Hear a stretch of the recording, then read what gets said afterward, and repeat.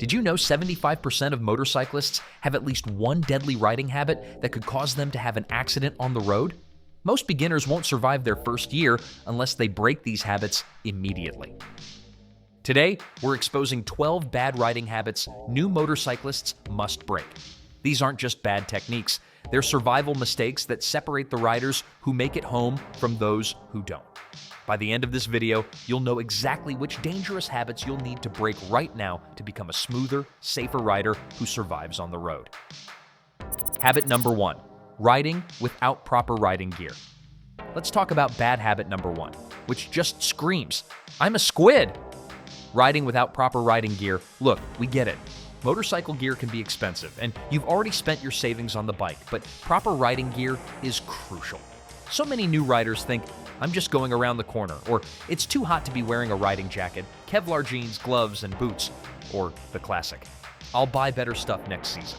We've all been there, but here's the thing about crashes. They don't care about your plans.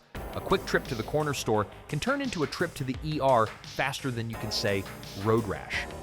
And road rash, it's not just a scrape. The asphalt literally grinds away your skin like a cheese grater. At just 30 miles per hour, regular jeans tear apart in less than a second. That's why we call them disposable pants in the riding community. In most crashes, your hands hit first. No gloves, no more skin on your palms. Or twist an ankle when the bike falls, sneakers offer zero protection against breaks. And that $20 motorcycle jacket from some random website, it'll disintegrate on impact. And regarding helmets, the numbers are clear on this one. Helmets cut your chance of deadly head injuries by more than a third. But most riders stop there thinking a helmet is enough. It's not. Habit number 2, target fixation. This next bad habit is responsible for countless crashes among new riders. Target fixation, staring at what they're trying to avoid, and guess what? The bike follows the eyes. Riders see a pothole, a curb, or even worse, a car, and instead of looking for a way around it, their brain locks on it like a tracking missile. Next thing they know, they're riding straight into what they were trying to avoid. This isn't just some theory. Studies in motorcycle safety show that riders who fixate on obstacles are far more likely to crash into them. It gets even worse in high-stress situations. When coming into a corner too fast, instead of looking at the exit of the turn, many new riders panic and stare at the guardrail, tree, or oncoming traffic. And that's exactly where they end up. The fix. Riders must train themselves always to look where they want to go. When riding into a turn, keep eyes on the exit. If there's an obstacle, focus on the escape path, not the danger. The bike will naturally follow vision. Habit number 3, improper use of rear brake. Braking is one of the most critical skills on a motorcycle, yet many beginners either overuse the rear brake or completely forget it exists. Both mistakes can get riders into trouble fast.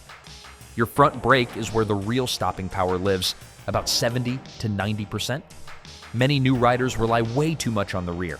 It's like having a sports car, but only using first gear, a ton of power, but barely using its full potential. And dirt bike riders can be guilty of this too. They bring those rear brake habits from their world to the street. Makes sense off-road, but on pavement, you're leaving serious stopping power on the table when you might need it. Another potential issue is that unless you have ABS, slamming the rear brake can cause the rear wheel to lock up, causing a skid. If that happens during a turn, it could mean a low side crash, sending you for a nice slide on the asphalt. On the flip side, completely ignoring the rear brake means losing out on extra stability and smoother stops. The trick is balance. Use the front brake as primary stopping power and blend in the rear brake for control and stability, especially in low-speed maneuvers or when coming to a smooth stop. Riders should try this. Lightly apply the rear brake along with the front when stopping, and notice how the bike stays more level without excessive front-end dive. This simple technique could save you in an emergency stop situation. Now, if those first 3 habits haven't made you rethink your riding, buckle up. Because what we're about to cover next could be the reason you don't make it through your next ride. And most riders don't even know they're doing it wrong. If this video has already taught you something new, smash that like button so YouTube shows it to more riders who need to hear this. And hit subscribe if you're serious about becoming a smarter, safer rider. All right, let's get into bad habit number 4. Failure to understand countersteering. This might blow your mind if you're new to riding. The weird physics of countersteering. If you think you turn a motorcycle by leaning your body or just turning the handlebars, you're in for a surprise. Or worse, possibly a crash. Here's what happens when moving above 15 miles per hour. To turn left, you push forward on the left-hand grip, which momentarily turns your front wheel to the right, and to turn right, you push forward on the right-hand grip, which momentarily turns your front wheel to the left. It sounds completely backwards. The first time someone explained this, I thought they were messing with me. But seriously, this isn't some optional technique, it's how motorcycles turn. When you push forward on the handlebars, whether left or right, it momentarily points the front wheel slightly in the opposite direction, which causes the bike to lean in the direction you want to turn. Most beginners end up countersteering by accident without realizing it. But here's where it gets dangerous. When you hit that unexpected tight turn or need to swerve around a pothole, your instincts might tell you to do exactly the wrong thing. We've seen so many new riders freeze up in corners, trying to lean harder with their bodies while fighting against the handlebars. Or worse, pulling back on the inside handlebar, which stands the bike up and sends you wide, usually right into oncoming traffic or off the road. Want to test this yourself? Find an empty parking lot, get up to about 20 miles per hour, and just lightly push forward on your left grip.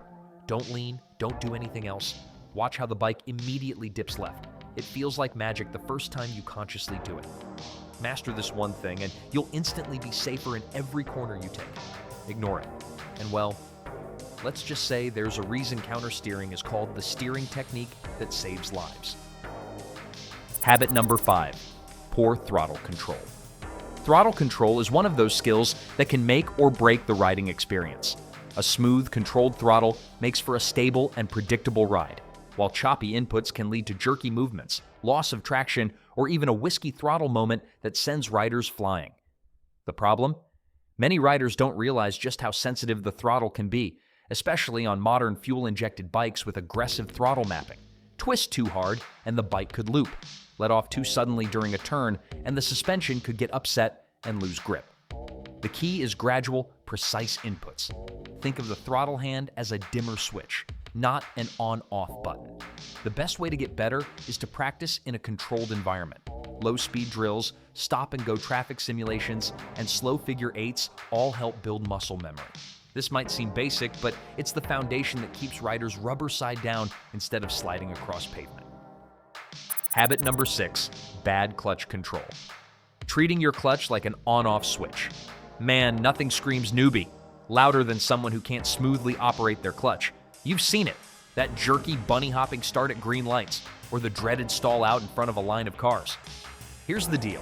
Your clutch isn't just some lever you pull to shift gears, it's one of your most powerful control tools on the bike. That friction zone, it's like having a dimmer switch for your power instead of just off and wheelie. We see this all the time at rider meetups. Folks who've been riding for months but still haven't found that sweet spot where the clutch is partially engaged. They're either lurching forward like they've been rear-ended or stalling out and doing the embarrassing restart shuffle at intersections. Want to level up fast? Find an empty parking lot and practice those slow-speed maneuvers. Tight figure eights, U-turns, walking pace straight lines. Get intimate with that friction zone. It's the difference between looking like you're fighting your bike and looking like you were born on it. Habit number 7, over-reliance on rider aids. Let's talk about bad habit number 7. Thinking all that fancy tech will save you. Don't get me wrong, modern bikes are amazing with their ABS, traction control, and riding modes. But here's the truth. These aren't replacements for actual riding skills. I've met so many riders with brand new bikes who think, I don't need to master emergency braking because I've got ABS, or why learn throttle control when I can just use rain mode? That mindset is a fast track to trouble. These electronic nannies are like backup parachutes. Great to have, but don't become dependent on them. They're there for when things go sideways, not so you can skip learning the fundamentals. And what happens when you jump on a buddy's bike that doesn't have all those fancy features? Or when a sensor fails mid-ride? ABS, for example, helps prevent wheel lockup, but if riders don't learn progressive braking, they might still panic and grab too much front brake, causing instability. The best approach? Use rider aids as a safety net, not a crutch. Focus on developing real-world skills so that if the tech ever fails, the rider won't. Habit number 8, poor lane positioning. Bad habit number 8, poor lane positioning, or as we like to call it, playing the strategic game of don't get squished. We spot newbies from a mile away just by where they sit in their lane. You know what we're talking about, that rider who's always dead center of the lane, riding right over those oil spots and road grime, or the ones hugging the curb like they're trying to hide from traffic. Both are recipes for disaster. Here's the thing, your lane isn't just one position. Think of it as 3 mini lanes, left third, center third, and right third. The magic of staying alive happens when you use all of them strategically, depending on what's happening around you. The key to smart lane positioning is riding where you're most visible and have the best escape options. In traffic, that often means the left or right third of the lane, depending on surrounding vehicles and road conditions. When riding in a group, staggered formation helps maintain space while allowing each rider room to maneuver. Master this, and riders will not only ride safer, but also be able to spot and avoid dangers that most new riders never even see coming until it's too late. Remember, lane positioning isn't just about where you are, it's about where you can go if something goes wrong. Habit number 9, riding with stiff arms. We like to call bad habit number 9 the death grip. You've seen them. White knuckles, locked elbows, shoulders up around their ears, looking like they're arm wrestling their handlebars instead of riding them. Here's what happens when you ride with stiff arms. Your bike is designed to make tiny automatic adjustments underneath you. It wants to stay upright. That's the physics of 2 wheels. But when you lock your arms, you're fighting against every natural correction your bike is trying to make. It's like trying to balance a broom on your palm. If you keep your arm rigid, the broom goes down. But if you stay loose and let your arm move naturally, you can balance the broom to stay up. The same is true for your motorcycle. Plus, all that tension travels straight from your arms to your brain. Your inputs get jerky. Your reaction time slows down. Your vision narrows because you're so focused on holding on for dear life. And the worst part? Your arms are exhausted before you even need to make an emergency maneuver. The fix is simple, but it takes practice. Loosen that grip. You should be able to wiggle your fingers. Bend those elbows slightly. Drop those shoulders. Feel how the bike wants to move naturally beneath you. You're not controlling it, you're dancing with it. Next time you ride, do a quick body scan every few minutes. If you feel yourself tensing up, shake it out. Your bike will handle better, you'll spot hazards sooner, and you'll finish your ride without feeling like you just did a CrossFit workout. Trust me, looser arms equal better control. It's counterintuitive, but it's true. Habit number 10, grabbing a handful of brake. Panic braking is one of the biggest giveaways of a new rider. Coming up to a sudden stop, and instead of smoothly squeezing the brakes, grabbing a fistful like trying to stop a runaway train. This can lock up the wheels or totally upset the bike, sending it into a skid or you over the handlebars. Instead, start light and then add pressure. You want to compress the suspension evenly and let the bike settle into the stop. The technique looks simple, but requires practice. Apply initial pressure, then progressively squeeze harder as the bike's weight transfers forward. This progressive braking technique gives maximum stopping power without the risks of grabbing the lever too hard or too fast. And it's not just for emergencies. Smooth, progressive braking in everyday riding makes riders look like pros and saves wear on the bike. Habit number 11, not checking mirrors after every stop. Break this bad habit, as it might one day save your life. The biggest danger at a stoplight is not in front, it's coming from behind. A distracted driver glued to their phone can plow into the back of a bike without even realizing someone's there. Almost 30% of motorcycle accidents happen when riders are completely stopped. Many new riders make the mistake of zoning out at red lights, staring straight ahead, and relaxing because the bike is stopped. This is a big mistake. Instead, develop the habit of immediately checking mirrors as soon as you stop and continue checking them every few seconds.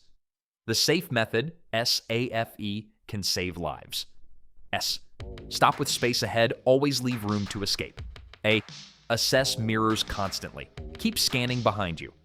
F. First gear always, never sit in neutral at lights. E. Escape route planned, know exactly where to go if trouble comes. Experienced riders automatically practice this simple habit of constant awareness at stops. It might seem paranoid at first, but spend some time watching car drivers at stoplights and see how many are looking down at their phones instead of at the road. Being ready to react could be the difference between a close call and a hospital visit. Habit number 12, trying to match the speed of experienced riders. One of the fastest ways for a beginner to crash is to try to match the speed or skill level of much more experienced riders. Group rides can be fun, but they can also turn into silent pressure cookers where everyone tries to keep up. Motorcycle riding has a hidden danger, the ego trap. It works like this. A new rider joins experienced friends. Nobody wants to be that slow person. The pace picks up, heart rate climbs, focus narrows. Suddenly, they're riding at 90% of their ability just to keep up. You shouldn't exceed 70% of your ability when riding, leaving a 30% safety margin for surprises. What happens when riding at 90% of one's ability and something unexpected occurs? There's no margin left for correction. That's when crashes happen. Riders are responsible for their bikes and their safety, not impressing anyone else. Pushing beyond your comfort zone is how accidents happen. Ride at the pace that allows you to stay smooth, alert, and confident. Good group riding means the group adjusts to the slowest rider, not the other way around. Ask experienced riders about the rubber band effect. It's normal for groups to stretch out and regroup. That's safe riding. The goal isn't to finish first. The goal is to finish in one piece. Experienced riders didn't get that way by pushing too hard, too fast. They built skills gradually, and that's exactly what new riders need to do. Don't let your ego write checks. Skills can't cash because the road collects payment in ways nobody wants to experience. There you have it, 12 bad riding habits new riders must break if they want to stay safe on the road. Which of these are you guilty of? If this video saved you from developing these dangerous habits, smash that like button. And if you know another rider who needs this information, share it with them before their next ride. You might just save their life. Comment guilty if you caught yourself doing any of these, or fixed it if you've already broken these bad habits. Don't forget to subscribe and hit the notification bell so you never miss another video that could save your life on the road. Remember, knowledge is power, especially when balancing on two wheels at 60 miles per hour. Ride smart, ride safe, and we'll see you in the next video.